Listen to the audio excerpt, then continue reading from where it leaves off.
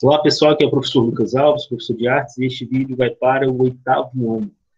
Tá? Nós vamos falar sobre a arte no Antigo Egito. Professor, quem é o pessoal do Antigo Egito? Né? Se eu fosse perguntar a qualquer pessoa, as pessoas responderiam: é o pessoal das pirâmides. E, de fato, é isso que eles são mesmo. Eles são conhecidos como o povo das pirâmides, certo? As pirâmides que chamam a atenção de muitas pessoas, né? Muitos turistas até os dias de hoje. Essas pirâmides aqui, elas são as pirâmides de Gizé, tá? E vocês podem ver aqui com mais detalhes, certo? Essas aqui são as ruínas, né, das pirâmides. Mais ruínas que ainda estão bem preservadas até os dias de hoje. Essa aqui é a Esfinge de Gizé.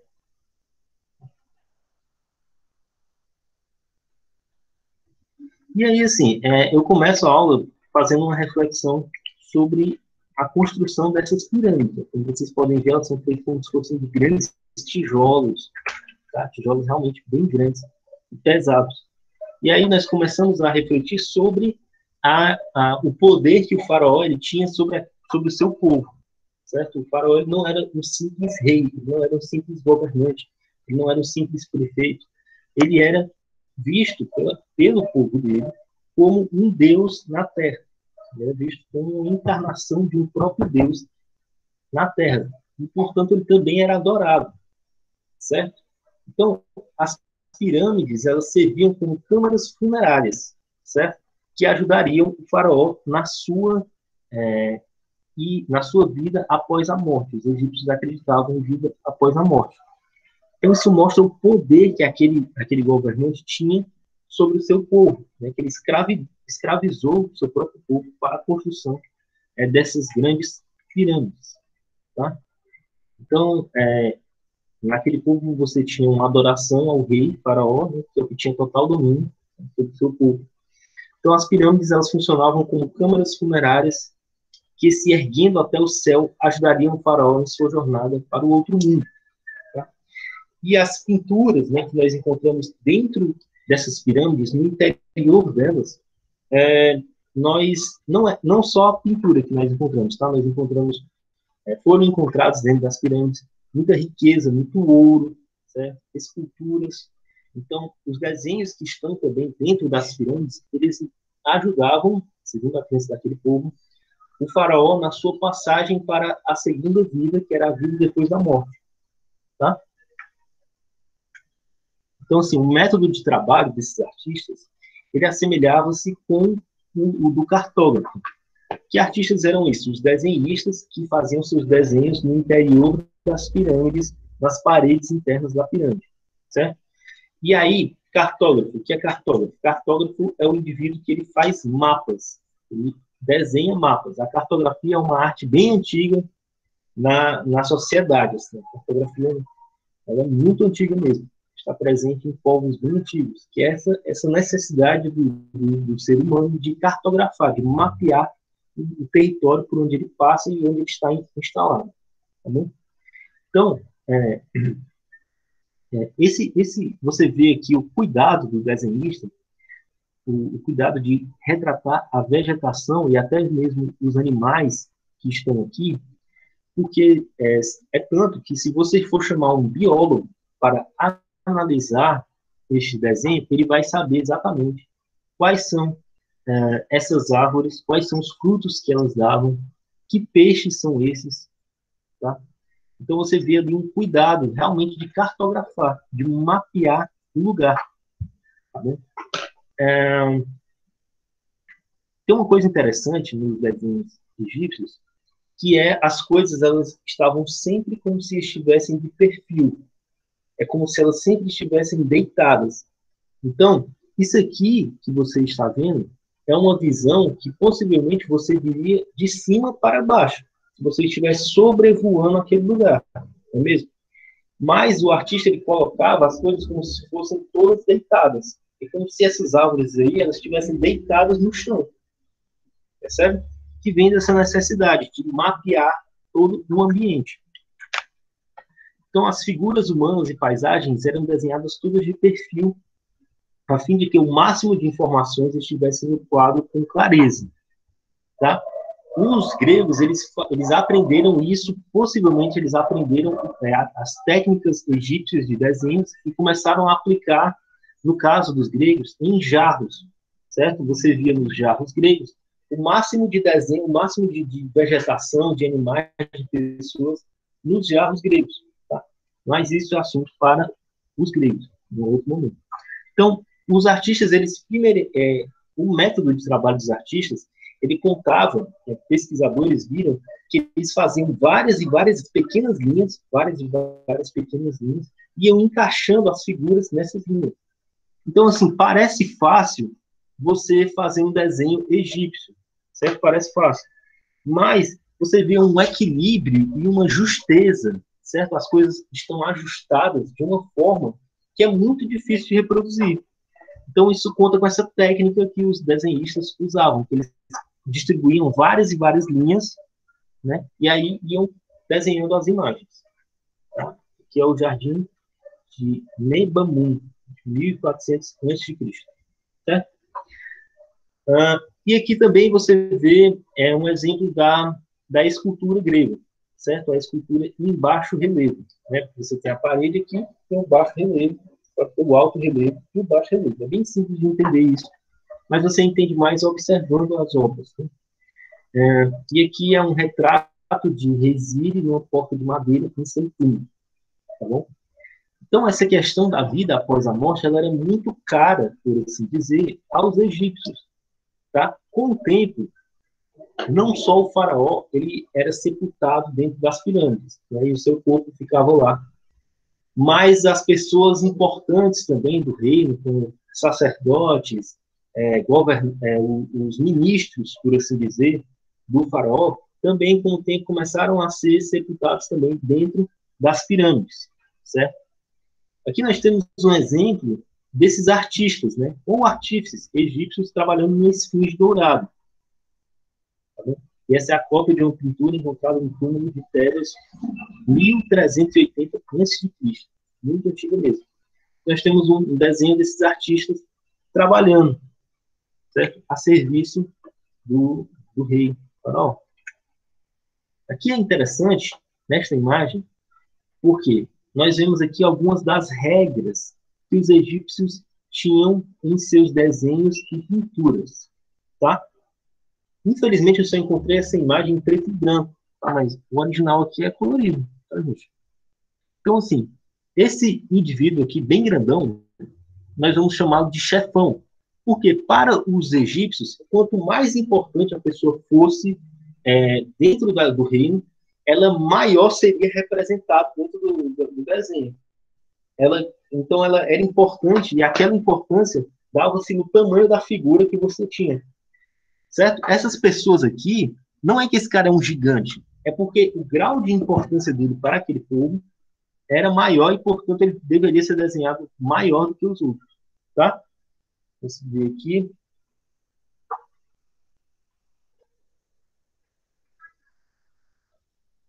Então, quem era esse senhor aqui?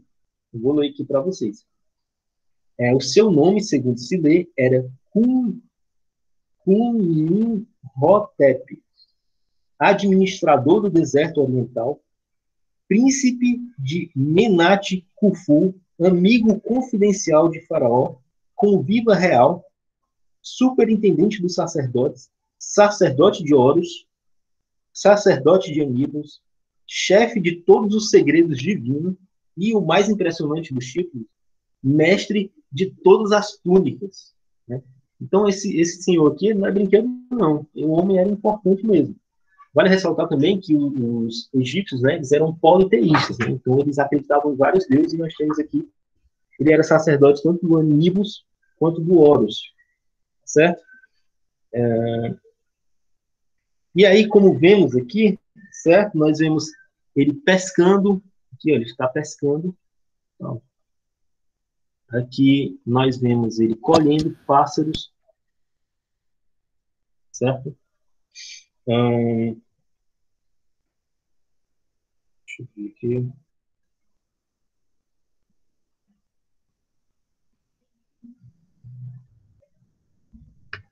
Pronto. Atrás dele aqui, ó, certo? Atrás não, perdão, na frente, que é o filho dele, certo? É o seu filho primogênito, Nat, certo? Que ele era superintendente dos tesouros, responsável também pelo arranjo do túmulo, certo? E aí temos também, bem aqui, bem aqui, é a sua esposa, certo? A esposa deste senhor. Então, isso serve para nos mostrar também como eram representadas as pessoas de importância. Eram pessoas maiores do que outras. Também tinha uma função também do desenho, do registro, registrar a importância daquela pessoa, certo? Em suas atividades. Aqui nós temos, esses talvez sejam os 3 principais deuses daquele povo egípcio, tá? Que era Horus, Osíris e Ísis. Os deuses egípcios, eles são vários e vários, tá? Vários e vários. Mas talvez os 3 principais são esses aí, tá? Então, assim, o Osíris, ele talvez seja era um dos mais importantes, por quê? Porque acreditava-se que o faraó, ele era como se fosse a continuação, ele era o deus que daria continuação ao reinado de Osíris, certo? A história de Osíris é que ele tem uma briga com o irmão dele, o Sete, certo? S-E-2-T. E aí eles têm uma briga, e aí o Sete, digamos assim, arranca todos os membros do Osíris e distribui ele pelo deserto, os membros do Osíris. Tá? Até que a sua irmã Ísis encontra os membros do Osíris, junta todos eles. Por isso que nós vemos a representação do Osíris na questão aqui disso aqui, que não é bem uma vestimenta. É porque ele está como se fosse mumificado, como se fosse uma múmia. Juntou-se todos os órgãos dele, braço, perna, os membros, perdão, não é os órgãos. E assim ele se tornou o Deus, tanto do submundo, como do mundo real, o mundo em que nós vivemos. E aí o faraó ele dá continuação para esse Deus, certo? Então, o Sete é como se fosse o irmão mau e o Osíris é o irmão bom. Vemos nas mãos de Osíris um cajado como de um pastor de ovelhas, como aquele que ele orienta o seu povo, ajuda o seu povo. E na outra mão nós vemos um chicote, como aquele que corrige, certo? Então, é essa representação de Osíris, e acreditava-se que Faraó ele dava continuação ao reinado de Osíris na Terra. Isso aqui era o que acreditava-se que acontecia com a pessoa após a morte. Aqui era pesado o coração do morto. E aí via-se se você tinha boas obras ou más obras, e aí, se você tivesse boas obras, você seguiria um caminho bom, se você tivesse maus obras, você seguiria um caminho de perdição. Isso aqui é interessante perceber que muitos desses povos antigos não é que eles tinham um pensamento mais simples do que os nossos, pela falta de tecnologia e etc. Mas eles tinham um pensamento muitas vezes mais complexo, uma imaginação mais mirabolante do que a que nós temos hoje. Tá? Com o tempo foi passando, certo? E aí nós vemos algumas mudanças acontecendo naquele povo. Vale ressaltar que o Egito ele foi uma civilização que durou muitos e muitos anos, foi uma grande civilização. E aí ele tem fases, certo? Essa civilização tem fases. E aí vemos na fase, quando chega o reinado desse rei, que é o Akhenaton, nós vemos uma mudança aí acontecendo nos desenhos e nas formas como eram retratadas as pessoas, tá? Aqui vemos esse rei aí,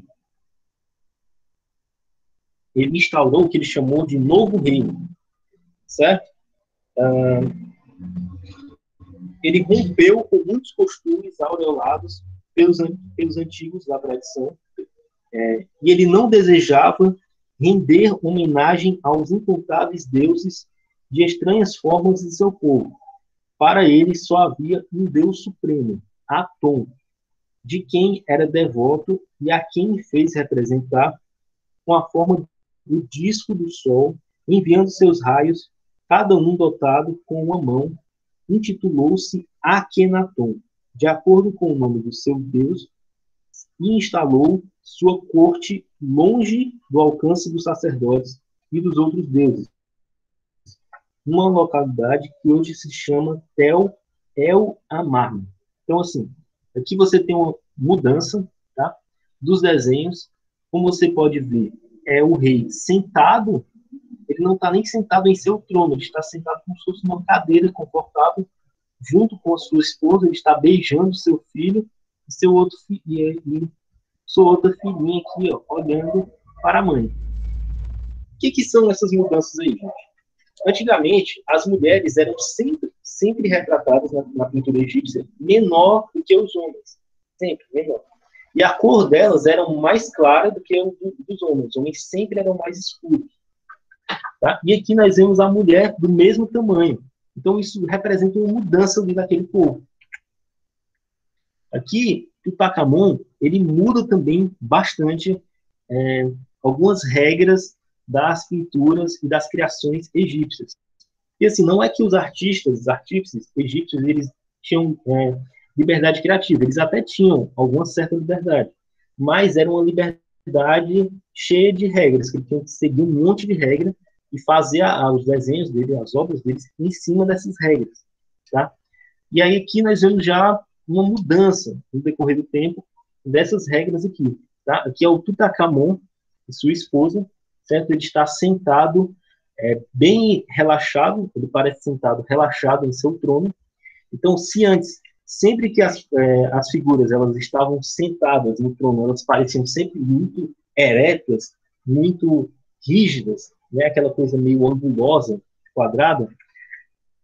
Aqui você vê uma linha mais, digamos assim, mais arredondada, né? Uma linha curvilínea, né? Ou seja, representa um, um relaxamento maior do rei e a sua esposa, certo? Com a mão gentilmente colocada em seu ombro, tá? Então aqui nós vemos uma mudança muito grande, porque isso aqui é muito diferente do que era produzido lá no começo do Egito, tá? Então essa pintura, essa pintura ela tá nessa cadeira aqui, tá bom? E aí aqui é uma indicação de um filme, eu coloquei esse filmezinho, ele é um filme bem leve, mas é porque o rei Tutankhamon, ele é um dos personagens, né, o faraó, né, ele é um dos personagens do filme, aí é bem engraçado esse filme. É o filme Uma Noite no Museu, no qual meia-noite, no Museu Natural de Nova York, tudo que está lá, né, ganha vida. Meia-noite no Museu é um filme bem legal, que eu indico bastante, tá? Há mais coisas para se falar da população egípcia, há mais coisas, tá? Como, por exemplo, as esculturas egípcias e também as construções do Egito.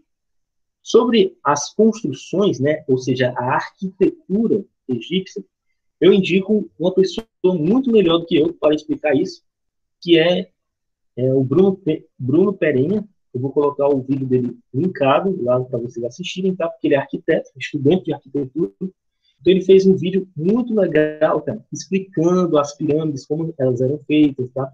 Como eram feitos sarcógrafos também. Toda essa questão arquitetônica do Egito, eu vou colocar esse vídeo aqui para vocês verem, certo? Como um complemento da aula. E aí eu separei esse vídeo aqui para nós vermos as pirâmides de Gizé, certo? Um pouco de perto, tá? Um tour virtual, né? Vamos lá.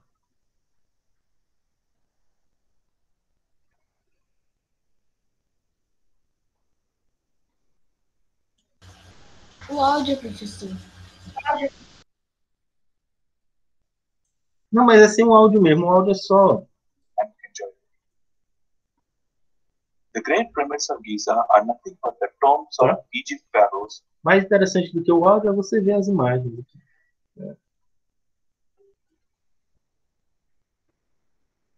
Um vídeo em 360, uma tecnologia bem legal. Você pode ver aqui.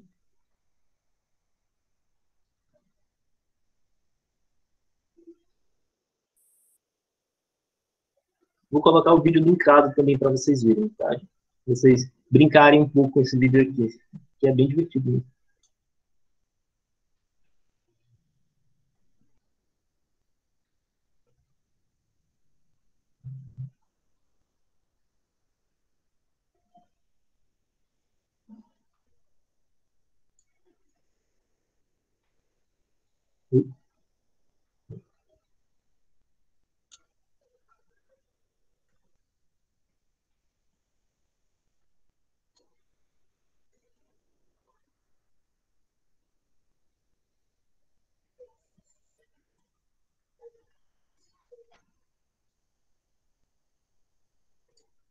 Deu uma travada aqui. Mas assim, deu para ter uma noção, né, gente? Eu vou colocar esse vídeo também linkado para vocês verem, tá? Então eu quero muito que vocês assistam esses 2 vídeos, que vai ajudar bastante como complemento da aula de hoje, certo? Vou deixar lá no Classroom. Então é isso, pessoal. Eu espero ter ajudado vocês até aqui e até a próxima. Tchau, tchau.